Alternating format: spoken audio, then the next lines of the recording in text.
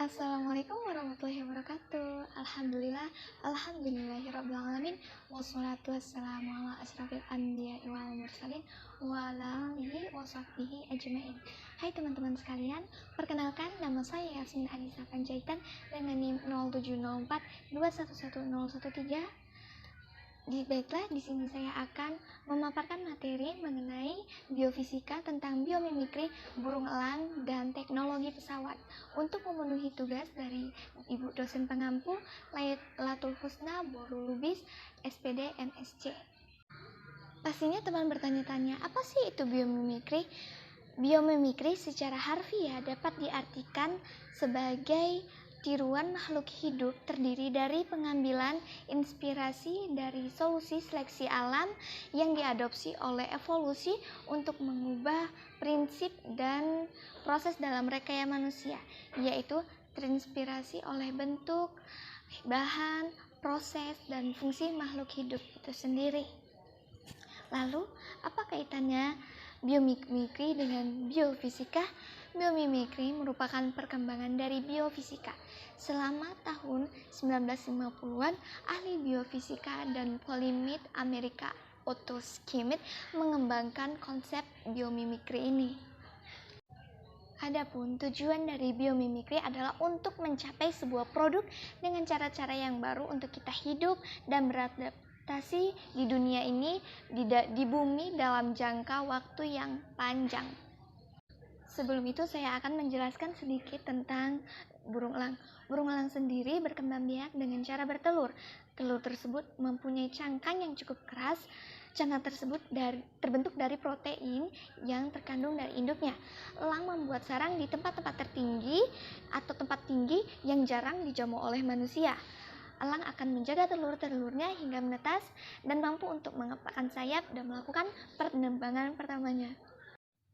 Seperti gambar berikut ini, elang sendiri mempunyai teknik terbang yang bernama winglong. Hal ini dapat terjadi karena sayap elang besar dan lebar dibandingkan tubuhnya, sehingga beban sayap untuk mengangkat tubuhnya itu kecil.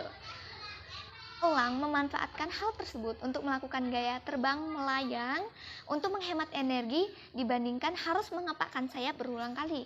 Hal ini terjadi karena pada sayap burung elang, aliran udara dari bawah dapat meningkat sehingga burung elang dapat bertahan lebih lama dalam aliran udara.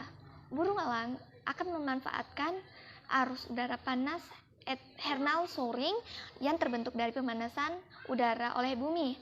Namun ada juga beberapa burung yang memanfaatkan kecepatan angin. Teman-teman, apakah kalian tahu bahwa benda agar dapat terbang harus memenuhi 4 syarat? Yang pertama adalah wake atau gaya berat, live atau gaya angkat, thrust atau gaya dorong, dan drag atau gaya hambat. Burung elang adalah salah satu acuan dasar bagi manusia untuk menerapkan sistem terbang. Dengan mengolah gaya-gaya tersebut dapat membuat manusia untuk menerapkan sistem terbang dengan lebih optimal. Kecepatan, bentuk sayap, dan kemampuan terbang juga termasuk ke dalamnya. Apakah kalian tahu, pada saat pesawat melakukan lepasan landas, sebagian burung elang dan pesawat mengurangi sebanyak mungkin hambatan angin menggunakan kekuatan penuh dan sudut yang tepat untuk mengudara. Pada fase jelajah, pesawat memanfaatkan kondisi alam seperti jet stream, mengurangi vortex di ujung sayap, dan penggunaan sayap yang fleksibel untuk terbang yang lebih efisien. Sementara pada saat mendarat, pesawat membuka sayap dengan sudut tertentu atau dengan flat atau slant, mereduksi kecepatan sesuai kebutuhan, dan memperbesar drag agar mendapatkan pendaratan yang terkontrol. Apakah kalian tahu? Pada ujung sayap terbentuk seperti sudut. Desain pada pesawat pun dibuat dengan memanfaatkan prinsip yang ada pada burung elang. Salah satunya itu winglet atau circlet. Lekukan kecil pada ujung sayap pesawat yang meniru desain pada burung elang. Baiklah teman-teman, sekian yang bisa dapat saya sampaikan. Kurang dan lebihnya saya mohon maaf. Wabillahi taufiq wal hidayah. Wassalamualaikum warahmatullahi wabarakatuh. Bye bye.